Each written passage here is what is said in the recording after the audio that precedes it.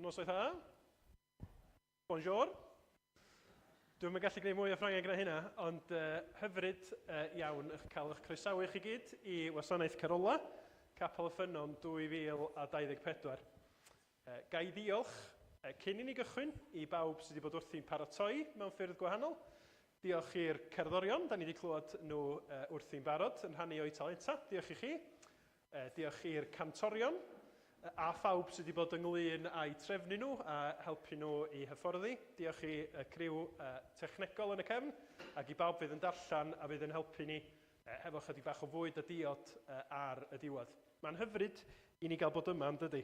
Yr amser yma o'r flwyddyn i foli Duw ac i glywed yr hanes cyfarwydd am Grist yn cael ei eni a'r llawenydd ddaeth i'r byd yn sgil hynny. Wan, da ni'n mynd i gael gwahanol bobl yn cymryd rhan, a da ni'n mynd i fod yn canu Carolau, rhai yn gyfarwydd, rhai yn anghyfarwydd. I rei na chi dwi'n siŵr, ond gobeithio cawn ni fendith ohonyn nhw i gyd. Mae gennym ni fideo fer hefyd i wrando arni hi.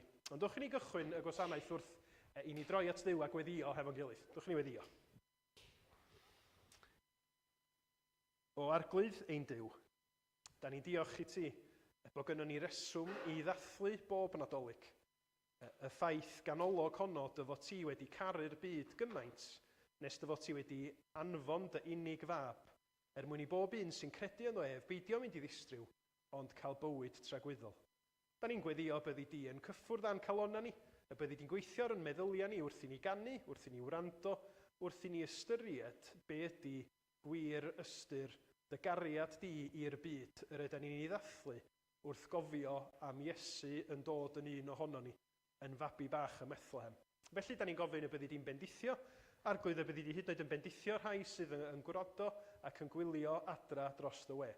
Boed i ti gael y clod, y mawl a'r anrhydedd yr wyt ti yn ei heiddi, yn dad mab ag ysbryd glân. Bendithia ni, os gweli di fod yn dda, wrth i ni gyflwyno yr amser yma i ti, yn enw ac yn heiddiant, ein gwaredwr Iesu Grist.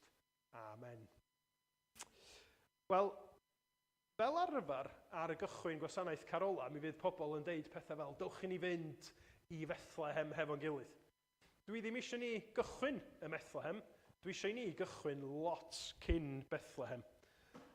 Lle mae'r Beibl yn cychwyn yn wir, yn sôn am ymwneud Duw hefo y ddynoliaeth, a da ni'n cael clywed am ei gynllun cariadus o iachub cyn creu y byd hyd yn oed. Ac felly mae'n emyn y carol gyntaf ni yn sôn am hynny. Ac os gawn ni'r geiriau i fyny ar y sgrin, yn y dydd cyn dyfod dyddiau, trefnwyd dydd dy ddyfod di. Felly bod Duw cyn creu unrhyw beth wedi trefnu ymlaen llaw bod na achubwr yn dod, bod Iesu yn dod i'n plith ni. Felly da ni am ganu hefo'n gilydd, ac yna mi fyddwn ni'n cael yn darlleniad cyntaf, lle fyddwn ni'n clywed am Mair, nid ym Methlehem, ond yn Nazareth yn cael newyddion anisgwyl gan angel. Ac mi fydd Delyth yn dod mlaen i ddarllen i ni o'r Beibl ar ôl i ni ganu yn y dydd cyn dyfod dyddiau.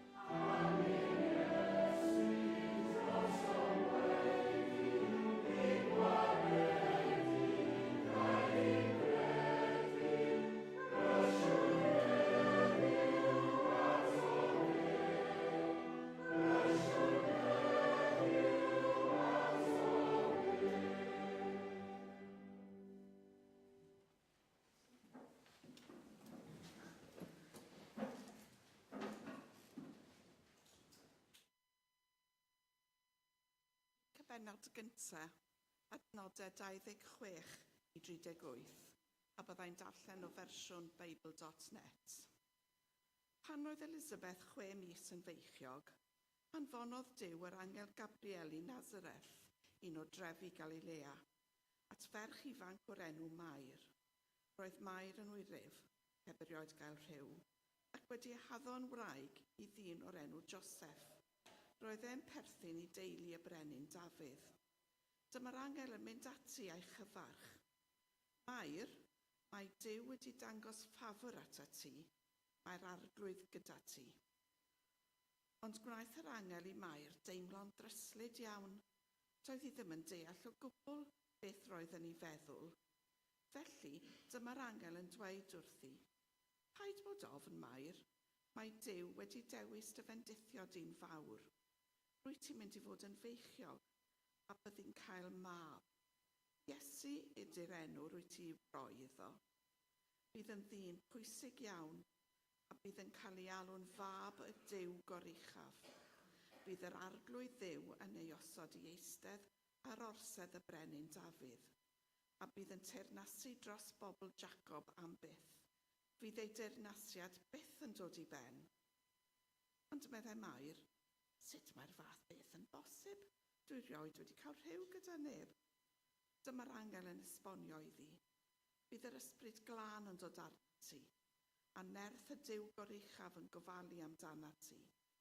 Felly bydd y plentyn fydd yn cael ei yn berson sanctaidd, fydd yn cael ei alw yn fab Duw. Meddylia, mae hyd yn oed Elizabeth sy'n perthyn i ti yn mynd i gael babi, i bod hi mor hen. Roedd pawb yn gwybod ei bod hi methu gael plant, ond mae hi 6 mis yn feichiog. Rwyt ti'n gweld, does dim byd sy'n amhosib i Dduw ei wneud. A dyma Mair yn dweud, dwi eisiau gwasanaethu'r arglwydd Dduw. Felly gad i beth rwyt ti wedi ddweud ddod yn wir. Wedyn, dyma'r angel yn ei gadael hi.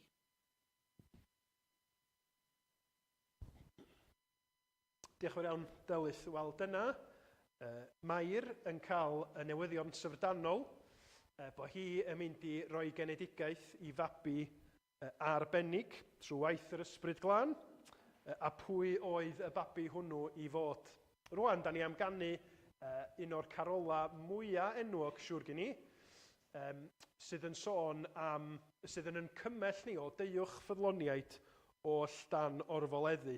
Ond wrth i ni ganu, mae'n bwysig i ni gofio hefyd bod gwahoddiad Duw trwy'r Efengyl nid jyst i bobl sydd yn ffyddlon, ond i rai sydd yn anffyddlon, i rei sydd yn teimlo bod nhw ddim yn haeddu dim byd gan Dduw. Mae Iesu Grist wedi dod i'r byd yn union mwyn gwahodd pobl be bynnag ydi stad nhw i ddod ato fo i brofi o'r daioni a'r cariad di-ddiwedd sydd ganddo fo tuag at nhw. Ac felly hyfryd ydy i ni allu canu o deuwch ffyddloniaid oll dan orfoleddu, o deuwch i Fethlehem dref. Am wele fe anwyd, brenin yr angylion, o deuwch ac addolwn, o deuwch ac addolwn, o deuwch ac addolwn Grist o'r nef.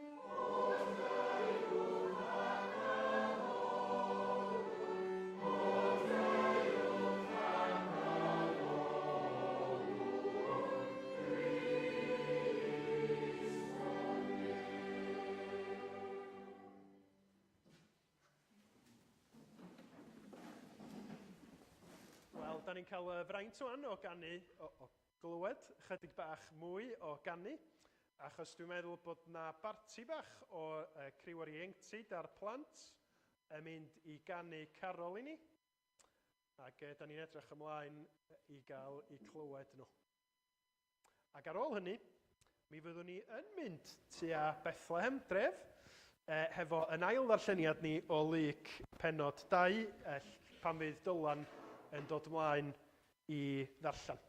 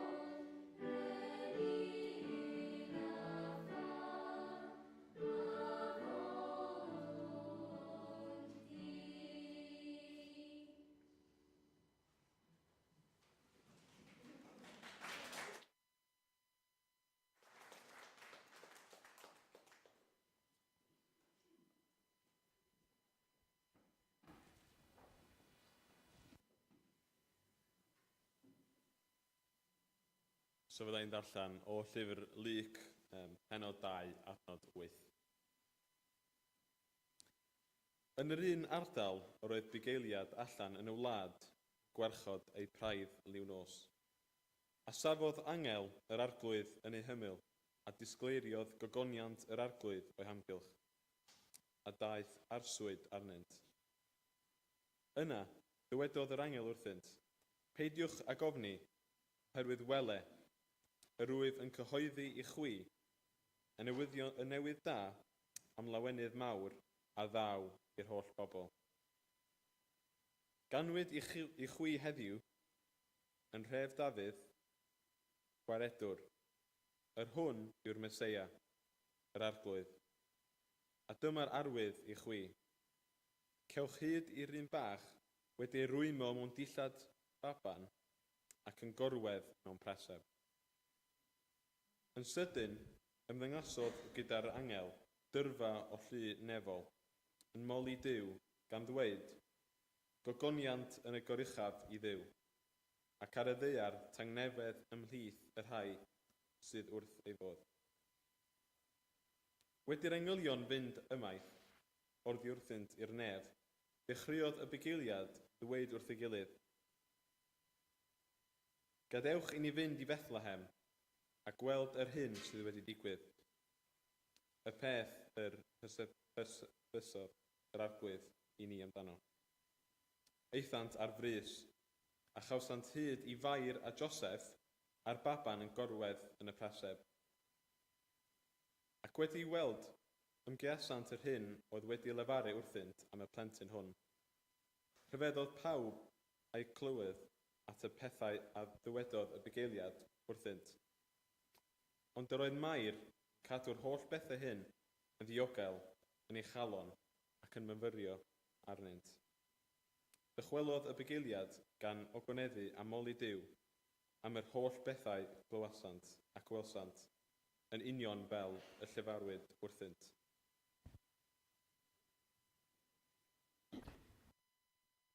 Diolch, Dylan. Da ni yn mynd o angel yn deud wrth Mair yn Nazareth be sy'n mynd i ddigwydd, i glywed am yr hyn sydd wedi digwydd. A'r angel a'r angylion yn gogoneddu Duw am y llawenydd, am y newyddion da o lawenydd mawr, oherwydd yr un a anwyd y Bethlehem. Yr un arbennig hwnnw, yr aeth y bugeiliaid i weld, ac oedd yn destun rhyfeddod i'r bugeiliaid wrth iddyn nhw fynd adra ar ôl gweld yr hyn oedd wedi cael ei ddeud wrthyn nhw o flaen llaw. Da ni'n mynd i ganu Carol rwan, sydd yn croniclo chydig bach o hanes y bugeiliaid be welson nhw, ond hefyd yn rhoi manylion i ni ynglyn â pwy yn union oedd y gwrthrych roedden nhw wedi mynd i weld. Pwy yn union oedd y babi bach hwnnw yn y preseb. Felly, da ni am ganu y bore hwn trwy buraf hedd, gwir sain gorfoledd sydd. Os ydych chi'n cofio bod y bugeiliaid wrth i bodda'n gorfoleddu yn mynd ar ôl gweld Iesu. Ymhlith bugeiliaid iselfri cyn torri gwawr y dydd. Ond mae'r garol hefyd yn gwneud i ni sylweddoli pwy ydy Iesu i ni heddiw hefyd. Gwrandawed pob pechadur gwan sy'n plygu dan ei bla, angylio nef a'i llef yn llon yn dwyn newyddion da. Felly dewch i ni godi i ganu.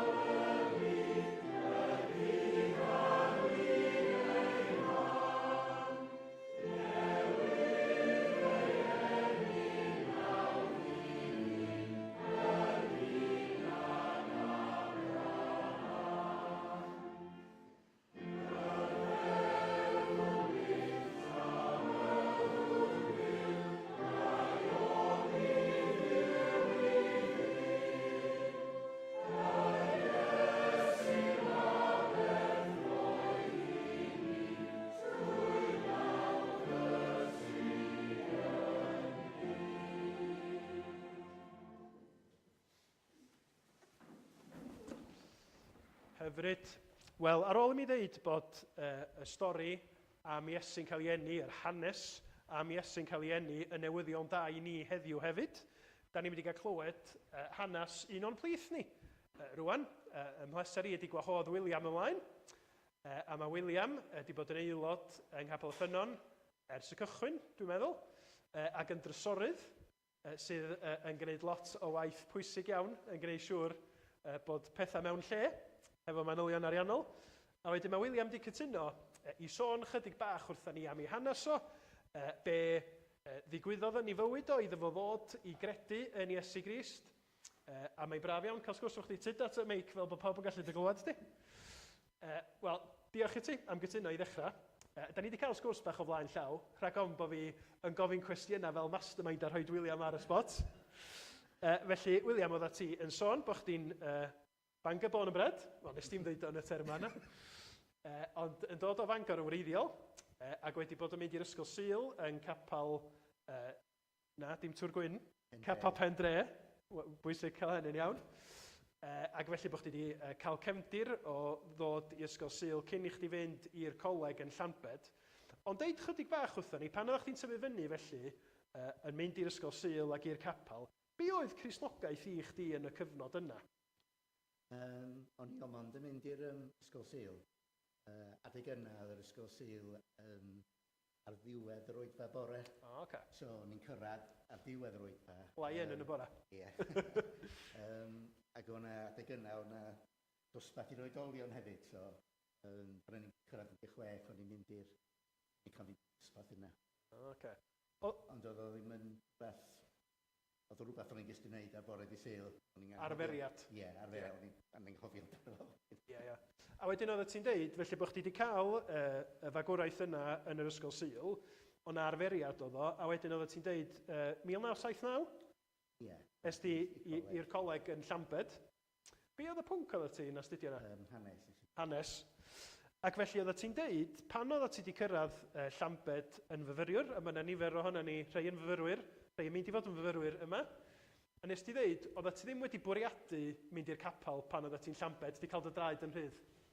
Ie, meddwl, o'n i'n meddwl sy'n ni'n gwneud eraill. Digon teg? Ie, oedd ti yn cael gwneud? Wel, wrth gwrs, fel pawb, pan oedd ti'n mynd i'r coleg, wyt ti'n cael gwneud be wyt ti isio, a wedyn cychwyn arferion gwneud pethau gwahanol. Ond, oedd ti'n sôn, yn ystod y cyfnod y flwyddyn gyntaf yn y coleg, bod chdi wedi cychwyn gwneud ffrindiau hefo Cristnogion eraill, a bod nhw wedi dy wahodd di i fynd i gyfarfod o'r Undeb Gristnogol. Wan, be oedd yn sefyll allan i chdi am y Cristnogion yma nes di gyfarfod yn yr Undeb Gristnogol? O'n nhw'n dod o cefndiroedd gwahanol.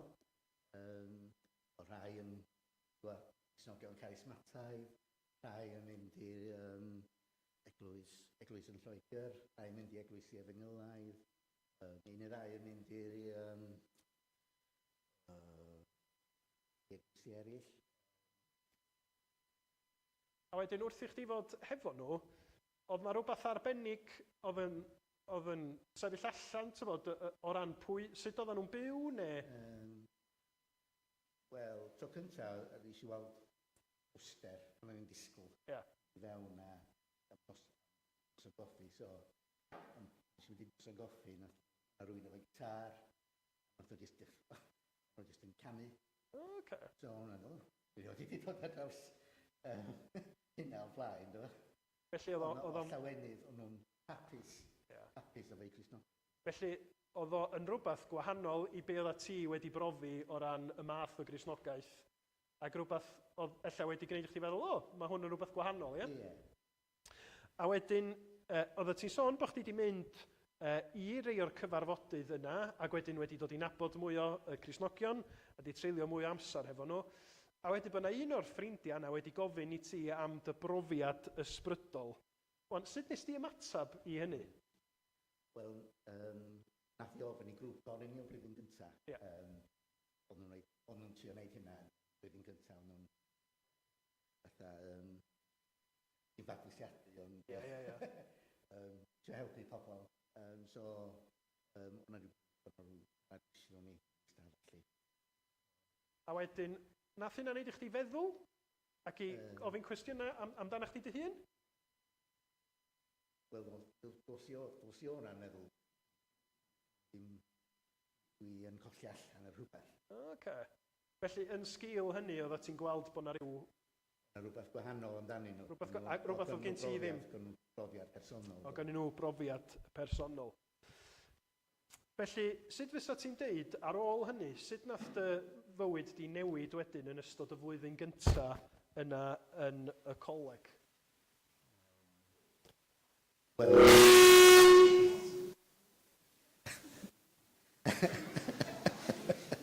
gobeithio bod chdi dal gallu clywed fi. Ia, sut nath dy... Wel, o'n i'n mynd yn yr debygsogol, o'n i'n cael bydd gyfarfod ar nos Sadwrn, so o'n i'n cael pregethwr gwadd ar Sadwrn yr Efengil, bob Sadwrn. Ac ar nos Sul, o'n i'n mynd efo criw o'r debygsogol i dod yr eglwys Efengelaidd ddim yna blwyddyn gyntaf. So o'n i'n mynd i eglwys tu allan i beth. So ti'n galw o'n eglwys charismataidd, mae'n siŵr. Dwi'n cofio cerdded i mewn ac oedd nhw'n canu. Hwna ddim tref yn y Gwasanaeth. Ond nhw'n jyst yn canu a canu tan oedd y pregethwr yn cyrraedd. O, reit. Felly, eto, oeddech chdi'n gweld y llawenydd yna ynyn nhw? Ac oedd yn ymenna newydd, so oedd y geiriau yn taro i. Ia. A be oedd yn arbennig am y geiriau? Oedd rhai o'r ymenna fatha Amazing Grace. Ia. When I survey the word's cross. For a friend we have in Jesus. Chen ymenna. Ar eraill. Ac oedd heini yn dy gyffwrdd di? Oedd rhingan, fatha oedd o fath cael pregaeth yn y can. Emyna da, dyna dyn nhw dy pregaeth ar gan. Ac felly yn ystod y flwyddyn gyntaf na, nes di ddod o fod yn gwybod am Iesu Grist ac yn clywed rhai o'r hanesion yn ysgol Sul, ond teimlo bod o ddim wir yn fwy na arferiad, i weld Cristnogion oedd hefo rhywbeth byw a profiad personol o Gristnogaeth o go Iesu Grist i hun, ac erbyn diwedd y flwyddyn, nes di gael profiad personol hefyd? Siwr oedd yn ystod tymor cyntaf. Yn ystod y tymor cyntaf? Cos dwi'n cofio dod yn ôl i Fangor a mynd yn ôl yn Pendref, pob peth yn wahanol. Reit. Pan wyt ti'n dweud bod pob peth yn wahanol? Pob peth yn wahanol yn Pendref neu yn eich di?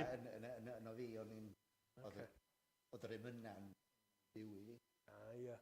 Felly, oedden nhw'n taro deuddag yr hyn oedd yr emyna'n dweud am pwy oedd Iesu Grist, be oedd o di wneud drosta ti, oedd ti'n meddwl, mae hyn yn wir i fi rwan. Hyfryd. A felly, sut fysa ti'n deud o hynny ymlaen, mae Iesu Grist wedi siapio dy fywyd di ers hynny?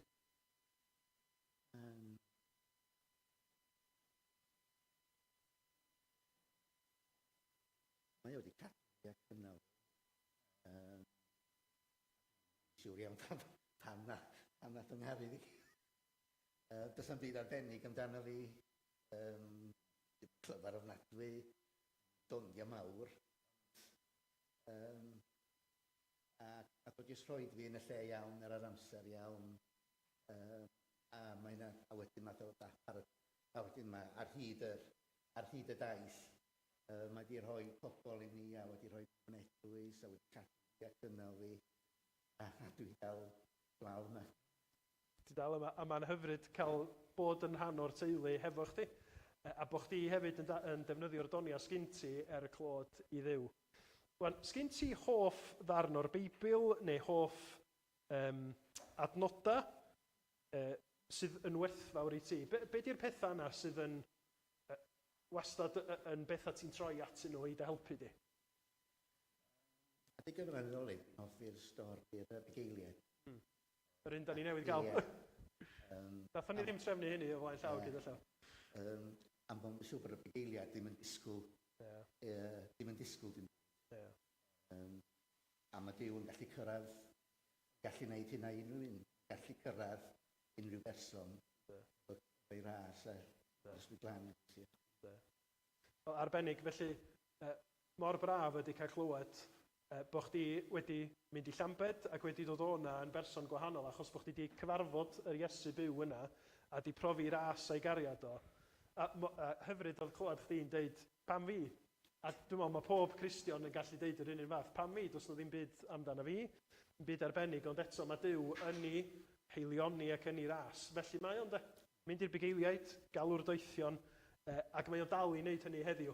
Diolch yn fawr iawn i ti, William, am rannu hefo ni. Gewch chi clap i William. Diolch yn fawr iawn.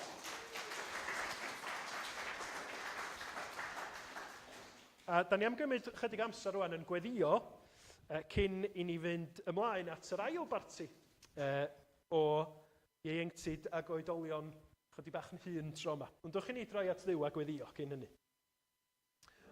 O arglwydd, da ni yn rhyfeddu dy fod ti yn dduw byw a bod yr arglwydd Iesu yn fyw heddiw, yn galw pobl i fod yn ddisgyblion iddo fo.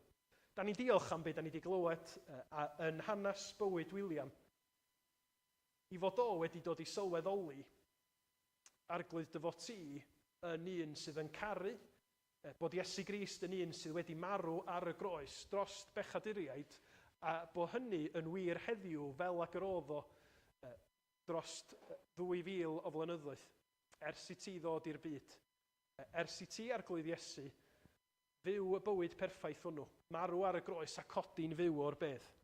A da ni'n gweddio o arglwydd y bydd y newyddion da yna yn mynd allan ac yn effeithio pobl o bob math, fel oedd William yn deud. Bydd yr ysbryd glân yn galw pobl i ddod yn blant i Dduw. I ddod, diolch ots sut maen nhw'n teimlo amdanyn nhw eu hunain, diolch ots pa mor ddinod maen nhw'n teimlo i ddod ac ymddiried yn Iesu Grist. Ac wrth wneud hynny, profi y cariad, profi y llawenydd yr oedd William wedi weld mewn Cristnogion pan nath o i'r coleg. Ac arglwydd, da ni'n gweddio amdana ni, am yn ffrindiau, am yn cymdogion, am teulu. Arglwydd y byddi di trwy waith yr ysbryd glân yn ei galw nhw ac yn dangos iddyn nhw o Dduw, be bynnag ydy'r tywyllwch maen nhw yn ei weld, ella y gwacder maen nhw yn deimlo yn ei bywyd, bod na oleini'r byd wedi dod yn Iesu Grist. Bod na un sydd wedi dod i ddelio a pob angen, pob torcalon, pob ofn ac amheuaeth, a bod yr un anwyd y Methlehem bellach yn frenin y brenhinoedd, yn arglwydd yr arglwyddi. A da ni'n gofyn y byddwn ni'n gallu dod i waddoli fo, fel ac y gnath y bugeiliaid. Y byddwn ni'n plygu iddo fo fel ac y gnaeth y doethion. Ac wrth i ni wneud hynny, bod ni'n dod i wadnabod o, i brofi'r bywyd tragwyddol mae o wedi ennill drosta ni, a gallu pwyso yn llwyr ar y gras, a'r maddeiant mae o yn ei ddarparu i bob un sy'n troi ato fo mewn ffydd. Arglwydd, da ni'n gofyn dy fendith di felly. Ac yn gofyn y byddi di'n agos yn enwedig at rai sy'n methu bod hefo ni am wahanol resyma. Da ni'n meddwl am bobl mewn sefyllfaoedd difrifol yn y byd ni, ledled y byd. Boed yn lleol, boed yn genedlaethol, da ni'n meddwl am hyn sydd yn digwydd, sydd wedi digwydd yn yr Almaen, yn y Dwyrain Canol, yn yr Wcrain, arglwydd yn y sefyllfaoedd hynny gyd. Da ni'n gofyn y byddi di'n ymyrryd, y byddi di yn dod â chysur a gobaith a goleini i'r sefyllfaoedd tywyll hynny. Cliw yn gweddi ni a parha i fendithio ac i arwain wrth i ni ofyn hyn i gyd yn enw ein harglwydd Iesu Grist. Amen. Awn ni at y parti oedolion a ieuenctid felly. Diolch.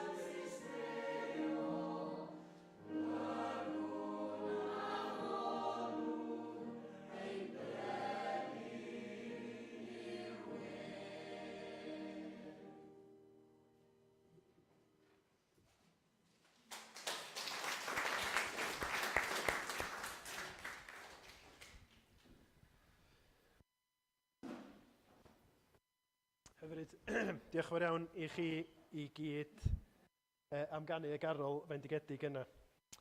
Cyn i ni ganu yn Carol nesaf fel cynulleidfa, da ni am wylio fideo fer sydd wedi cael ei cynhyrchu gan Gaersalem Caernarfon.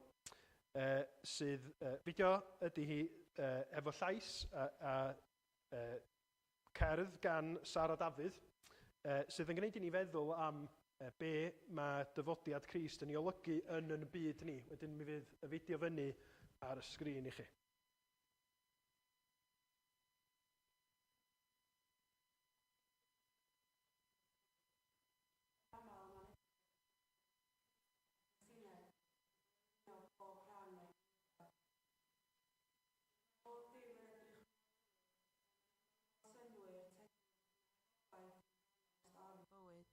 Mae yna ola.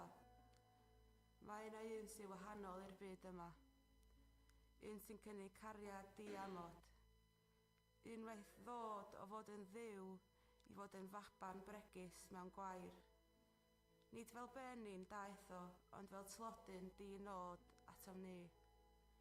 Mae'n amhosib ffeindio cariad tebyg sydd o'r byd.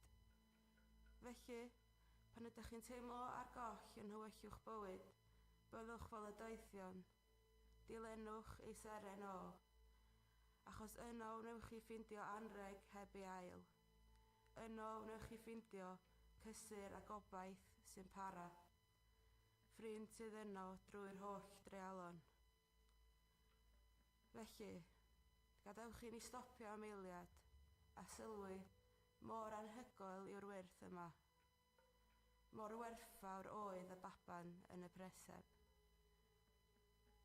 Trwy tywyllwch diwch nos, y mae seren yn ymddangos.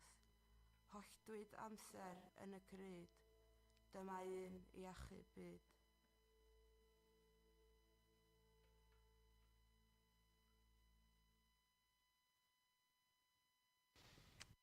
Diolch i Sara ac i y criw yng Nghaersalem sydd wedi cynhyrchu y fideo yna a nifer o fideos eraill dros y blynyddoedd.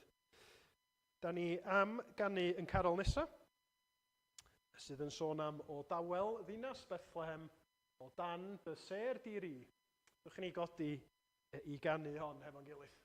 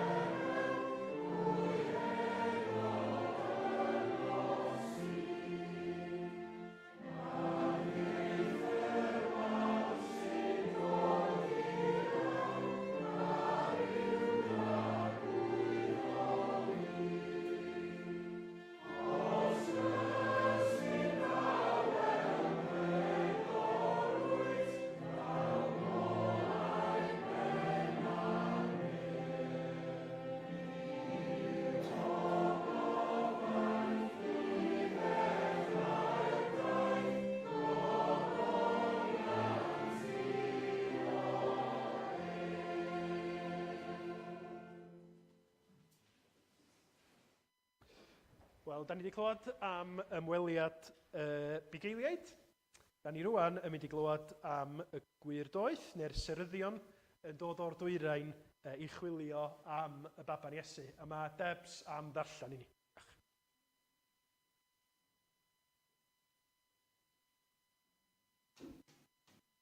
Mae'r darlleniad nesaf yn dod yn Mathew penod 2.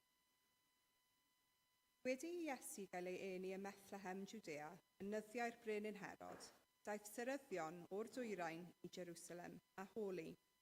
Ble mae'r hwn a anwyd yn frenin yr Iddewon, oherwydd gwelsom ei seren ef ar ei chyfodiad a deithom i'w aeddoli. A phan glywodd y brenin Herod hyn, cythryddwyd ef, a Jerusalem i gyd gydag ef. Galwodd ynghyd yr holl brif offeiriad ac ysgrifenyddion y bobl, a holi ganddynt ble yr oedd y Meseia i gael ei eni. Ei hateb oedd, ym Methlehem, Judea, oherwydd felly yr ysgrifennwyd gan y proffwyd. A thithau Bethlehem yng ngwlad Juda, nid y lleiaf wyt ti o lawer ymysg tywysogion Juda. Hanes ohono ti y daw allan arweinydd a fydd yn fugail ar fy mhobol Israel. Yna, galwodd Herod y seryddion yn ddirgal ato, a holodd hwy'n fanwl pa bryd yr oedd y seren wedi ymddangos. Anfonodd hwy i Bethlehem gan ddweud, ewch a chwiliwch yn fanwl am y plentyn, a phan fyddwch wedi dod o hyd iddo, rhowch wybod i mi mwyn i minnau hefyd fynd a'i addoli. Wedi gwrando ar y brenin, eithant ar ei taith, a dyma'r seren a welsant ar ei chyfodiad yn mynd o'i blaen hyd nes iddi ddod ac aros uwch lawr man lle roedd y plentyn. A phan welsant y seren, yr oeddent yn llawen dros ben, deithant i'r tŷ a gweld y plentyn gyda Mair ei fam, syrthiasant i lawr a'i addoli. Ac wedi agor eu trysorau, offrymasant iddo anrhegion, aur, athys a myr. Yna, ar ôl cael ei rhybuddio mewn breuddwyd i beidio a dychwelyd at Herod, eithant yn ôl i'w gwlad ar hyd ffordd arall.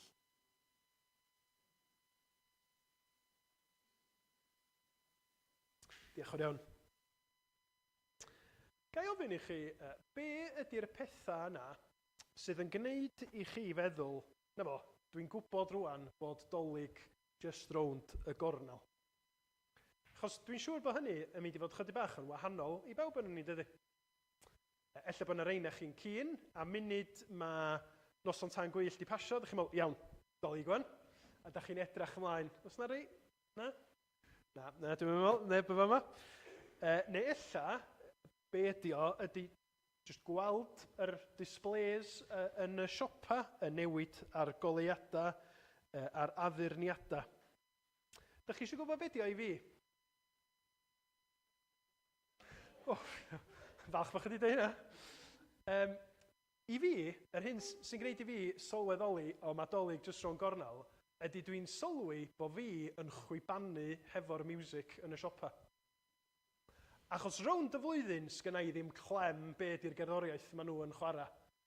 Be sydd ar y radio, be sydd yn y chat, dwi'n ddim. O munud mae'n fi Rhagfyr, dwi'n ffeindio'n hyn, sydd ddim yn brofiad neis i neb sy'n digwydd bod yn siopa hefo fi, yn chwibannu hefo'r gerddoriaeth, achos dwi'n nabod hein i gyd. Achos mae cerddoriaeth Dolig yn, wel, di o ddim yn newid lot, na di, yr un caneuon ydyn nhw o flwyddyn i flwyddyn, ynde. Ac os da chi eisiau prawf o hynny, nes i ddigwydd bod gwrando ar yr top 10 y charts dy Gwener, i weld be oedd rhif 1 yn y charts yn 2024. Dyn oedd nhw'n cyfri i lawr.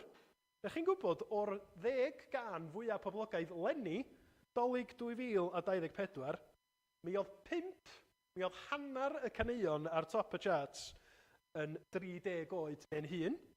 Mi oedd 2 ohonyn nhw wedi cael eu cyfansoddi ymhell cyn i mi gael fy ngeni, ac oedd rhif 1. Chi'n gwybod pa un oedd rhif 1, Lenny? Yr union ryn oed a fi. Last Christmas. Oedd yn rhif 1. Be mae hynna'n ddeud wrthyn ni? Mae'n deud wrthyn ni bod ni yn mwynhau y pethau cyfarwydd. Bod ni'n mwynhau gwrando ar yr un caneuon, gweld yr un ffilms. Dwi'n gwybod faint ohonoch chi sydd wedi gweld yr Home Alones, It's a Wonderful Life, be bynnag, Grinch, be bynnag ydy'r ffilmiau Dolig, da ni'n tueddu i wylio yr un ffilmiau Dolig o flwyddyn i flwyddyn. Be mae hwnna'n ddeud wrthyn ni? Ynglyn â teimlo'n nadoligaidd, ynglyn â be da ni yn mwynhau am y cyfnod yna. Tybed o'n i dydi o yn rhywbeth sydd yn gysurus ac yn gyfarwydd, ac da ni'n gwybod bod o'n sentimental, da ni'n gwybod bod o'n llawn nostalgia, ond mae o'n rhywbeth neis dydi, achos mae o'n dod â ni allan o be di bywyd bob dydd. Yn sicr yn gwlad ni, mae'n dod â ni allan o pa mor ddiflas ydy'r tywydd, pa mor dywyll ydy hi ym mis Rhagfyr. Mae yna fisoedd yn fwy o hyn i ddod eto. Ond, mae'n fyr hoedlog dydy dros drodio. Oedd Last Christmas yn y charts, ella i fod yn eitha sicr, dwi'n gwybod i byd am y charts, ond ella i fod yn eitha sicr i chi mewn pythefnos, bydd Last Christmas ddim yn number one. Ac ella fod yn eitha sicr i chi mewn pythefnos, bydd Home Alone ddim ar teledu, ddim am 12 mis arall. A sut fydd ei anna ni pythefnos cyntaf mis Ionawr? Nôl i rwtîn, poeni am yr un pethau, dda ni'n poeni amdanyn nhw cyn Dolig, stryglo hefo'r un pethau. Felly, o'n i dydy Dolig yn rhyw blip bach, rhyw distraction bach yng nghanol rwtîn, yng nghanol strygls bywyd. Mae o'n rhywbeth neis i dynnu'n sylw ni, o wedyn da ni'n gorfod mynd yn ôl i reality bywyd. Ydych chi'n meddwl na rhywbeth felly di'r newyddion da, da ni wedi clywed gymaint amdano fo yn y Carolau neu'r darlleniadau heno. Ydy'r hyn sydd yn ganolog i'r Nadolig i Gristion hefyd jyst yn rhywbeth bach am chydig wythnosa a wedyn da ni'n mynd yn ôl i'r arferol.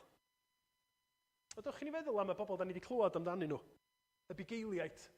Oedd William yn deud, pobl gyffredin, meindio i busnes yn gwneud i gwaith, yn edrych ar ôl y defaid, a mae'r angel yn dod hefo'r newyddion rhyfedd yna yn deud, ewch i Bethlehem. Ewch i weld y babi yna.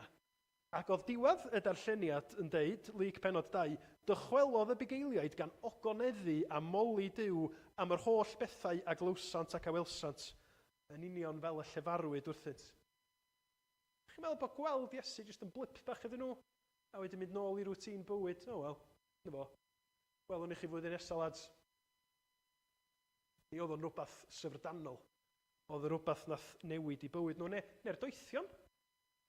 Doethion wedi dod o bellter, mae yna lot o bethau da ni ddim yn wybod am y doethion. Maen nhw wedi dod o bellter yn dilyn y seren ac yn chwilio am frenin arbennig, achos oedden nhw'n dod yn chwilio am frenin mwyn i addoli fo. Be nath nhw? Deithant i'r tŷ, weld y plentyn gyda Mair ei fam syrthiasant i lawr a'i addoli, ac wedi agor ei trysorau offrymasant iddo anrhegion a'r athys am yr. Chi'n meddwl bod nhw wedi mynd adra a dweud, hyn, rip bach diddorol doedd. Lle awn ni flwyddyn nesaf? A ni wedi bod ym Bethlehem a Jerusalem. Lle awn ni? Yr awgrym ydy bod na rhywbeth arwydd o cael, bod na rhywbeth mawr wedi digwydd wrth i'r babi yma gael ei eni. O'n i'n sôn am y ganeuon Dolig a be oedd yn y charts. Un ohonyn nhw oedd y gan Fairy Tale of New York. A digwydd bod, nes i sylwi bod na raglen ar wefan BBC, The Story Behind the Song, be di cefndir y gan. A mae hynny'n rhywbeth eitha poblogaidd dyddi yma, dydy. Be sydd tu ôl i ganeuon enwog? Wel, be sydd tu ôl i hanes y geni? Be di'r backstory hanes Iesu'n cael ei eni ym Bethlehem? Achos mae gynnon ni hynny, does? Mae gynnon ni yr Hen Testament i gyd. A be mae'r Hen Testament yn ddeud wrtho ni, dydy ddim yn gan upbeat, jolly, sentimental. Mae'r Beibl yn hanes trist, tywyll mewn gwirionedd, yn sôn am Dduw hael, yn creu y byd, yn creu pobl i fod mewn perthynas gariadus efo fo, a mae'r bobl hynny'n troi cefn. Mae'r bobl hynny yn meddwl, da ni'n gwybod sut i fyw yn bywydau, da ni'n misio'r Duw yma. Da ni'n mynd i wneud synwyr o bethau yn hunain. Ac yna mae hanes Mae backstory gen i Iesu yn sôn am y tensiwn yma rhwng Duw a'r bobl mae o wedi ei greu. A nid yn unig yn y Beibl, da ni'n gweld effeithiau hynny, cwbl da ni angen neud ydi edrach ar y byd o'n cwmpas ni. Bod y fideo na nathon ni ddangos o Gaer Salem, y delweddaf yn cael ei dangos, ond dorcalonis yn doedd. Rhyfel, angyfiawnder, tywyllwch, salwch, camdrin.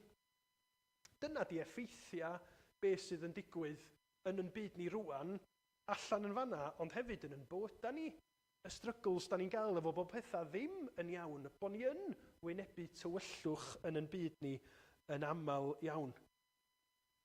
A beth da ni'n sylwi ydy, yn hytrach na mynd at ganeuon neu ffilmiau cyfarwydd, mae'n bywyda ni'n gallu bod yn llawn yr ymdrech yna i ffeindio distractions, neu ffeindio atebion i'n cyflwr ni fel dynoliaeth.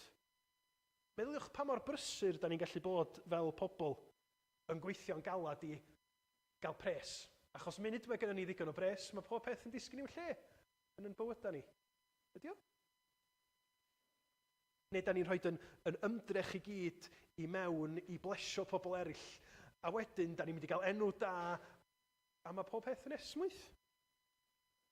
Neu da ni'n trystio mewn gwleidyddion. Sut mae hynny'n gweithio allan? Dim ond i chi bleidleisio i ni, a fyddwn ni'n sortio pob peth allan mewn diwrnod, mewn blwyddyn, mewn degawd. A da chi'n byw ddigon hir, a da chi'n sylweddoli, na. Allwn nhw'n neud i gorau, ond mae problemau dal yn mynd i fod. A tra da ni yn brysur yn trio ffeindio atebion ac yn meddwl bod yr atab yno ni ac yn doethineb ac yn y nerth a'n gallu ni, be mae Duw yn neud? Ac yn Duw i gynllun. A mae o'n anfon i fab ei hun i'r byd. Ac nid yn gwneud hynny mewn rhyw ffordd ddirgel, lle mae dynoliaeth yn gorfod gweithio y peth allan, mae o'n anfon i fab i'r byd, mab y goruchaf, yr un fydd yn teyrnasu am byth, ac mae o'n rhoi arwyddion galor yn dydy.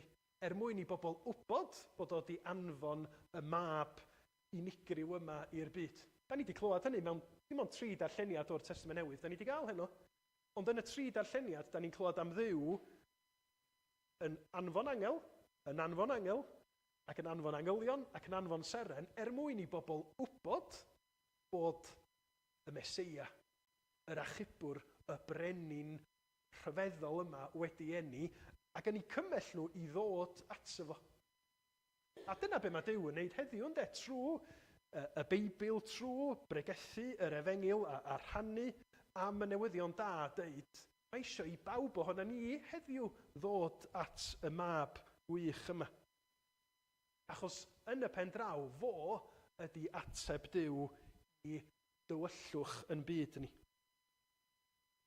Dyma ddedodd yr angel wrth y bugeiliaid, peidiwch ag ofni, oherwydd weler wyf yn cyhoeddi i chwi y newydd da am lawenydd mawr a ddaw i'r holl bobl. Ganwyd i chwi heddiw yn rhef Dafydd waredwr yr hwn yw'r Meseia, yr arglwydd. A dyma'r arwydd i chi, yw chi diryn bach wedi rwymo mewn dillad baban ac yn gorwedd mewn preseb. Hwn ydy'r achubwr. Hwn ydy'r brenin, yr arweinydd, da ni gyd yn dyheu amdano fo. Hwn ydy'r un sydd wedi nid gweithio i ffordd i fyny o'r gwylod, sydd wedi dod i lawr o'r nefoedd ata ni, mwyn gwneud pethau'n iawn. Sut mae o'n achub? Trwy fyw bywyd ac yna marw ar groes. Ac wrth wneud hynny, mae o'n talu'r pris am eich gwrthryfel chi a finna, mwyn i ni gael dod i'r berthynas iawn honno yr oedd Duw wedi fwriadu i'w bobl o'r cychwyn. Ac achos bod Iesu wedi marw ac atgyfodi, mae'n golygu bod yna heddwch yn gallu bod. Heddwch rhwng Duw a'r ddynoliaeth sydd yn trystio yn Iesu Grist. Heddwch yma'r Cristion yn gallu brofi rwan, oedd William yn sôn am bobl yn llawn llawenydd, be oedd nhw ond pobl oedd wedi profi yr heddwch yna yn eu heneidiau hunain. A heddwch, mae'r Beibl yn deud, fydd yn ehangu ledled y byd un dydd pan fydd diwedd amser yn dod. Ydych chi'n chwennych, ydych chi'n dyheu am brofi heddwch, am weld gobaith i chi ac i'ch ffrindiau a'ch teulu? Ydych chi yn desbret i gael gwybod bod na gariad diamod fel yr oedd y ffilm yn deithio ni? Mae na gariad diamod. Mae'n teimlo fel bod cariad y byd wastad hefo rhyw fath o small print yn dod hefo fo.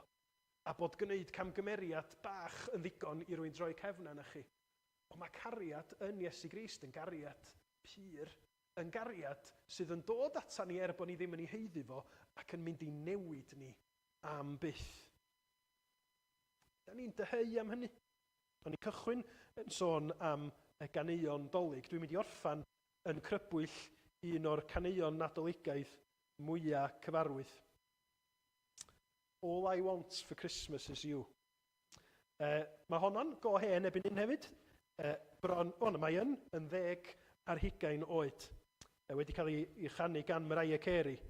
A dyma be mae'r gan yn ddeud. Mae ddiwch yn acen capel Cerrig i. I don't want a lot for Christmas. There is just one thing I need. I don't care about the presents underneath the Christmas tree. I just want you for my own. More than you could ever know. Make my wish come true. All I want for Christmas is you. Di'r un peth da chi isio y dolig yma.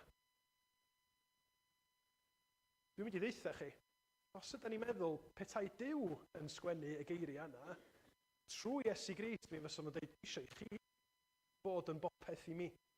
A mae o di dangos gymaint o feddwl sgynno fo ohono ni, bod ni ddim yn heiddi fo trwy anfon y peth mwyaf gwerthfawr i fab ei hun i'r byd i wneud hynny'n bosib.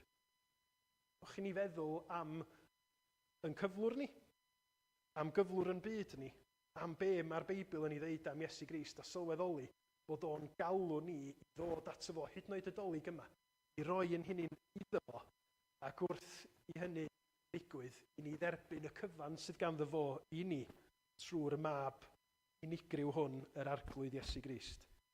Dwi am weddio, ac yna mi gawnwn ni yn carol ola i orffan.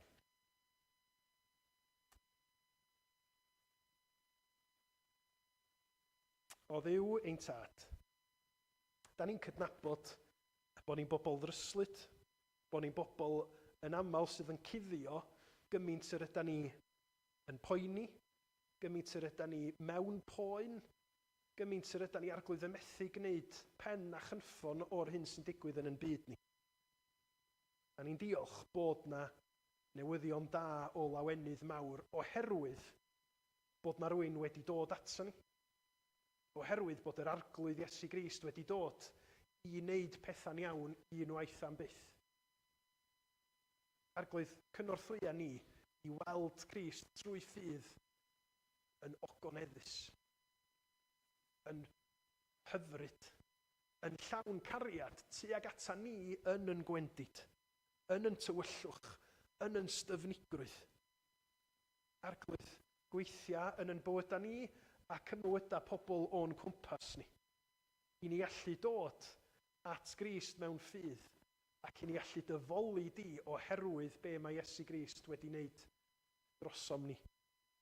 Maddau ni arglwydd bob pechod a bai, a bydd ar waith yn byd ni, mwyn i ti gael y clod a'r mawl yr wyt ti'n ei heiddi, ac mwyn i ni, fel pobl sydd yn ymddiried yna ti, rofi mwy a mwy o lawenydd yn dy gwmni di. Ni gofyn hyn clod i Iesu Grist. Amen.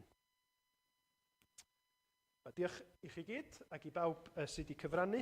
Gai ddim Dolig bendithiol a llawen i bob un ohonoch chi. A blwyddyn newydd hyfryd a dymunol pan ddaw honno hefyd. Da ni am orffan felly yn canu am y ceidwad a anwyd i'r ddynoliaeth. Clywch lir nef yn seinio'n un, penffych enni ceidwad dyn. Heddwch sydd rhwng nef a llawr, Duw a dyn sy'n un yn awr. Dewch bob cenedl is yr hod, unwch ar anolaeth bod.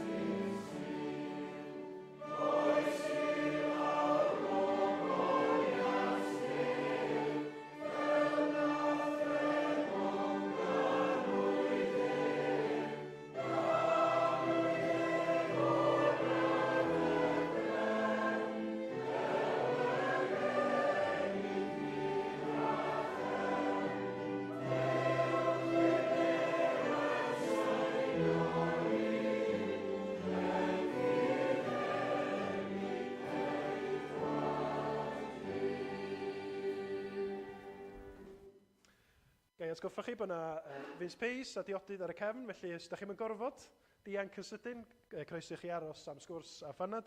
A hefyd mae yna gopïa o holi, cylchgrawn nadoligaidd i chi, croeso i chi gymryd rhai ar y bwrdd ar y ffordd allan hefyd. Wrth i ni orffan, dwi am adrodd geiriau y fendith. Gras ein harglwydd Iesu Grist, a chariad Duw, a chymdeithas yr ysbryd glân, byddo gyda ni oll, o'r awr hon, hyd byth. Amen.